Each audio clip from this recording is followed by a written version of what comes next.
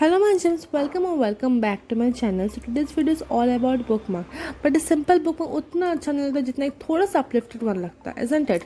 So whether it's a textbook, a novel or any kind of book, bookmark is a necessity to keep the track of the chapters that we're reading or studying at, right?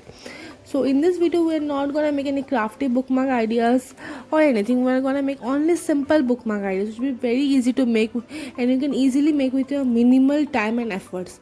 So let's get started with it. I will be making crafty bookmark ideas even in my next upcoming videos. So stay tuned for it. Subscribe to my channel and hit the bell icon. I'll be blessed. So let's get started with it finally.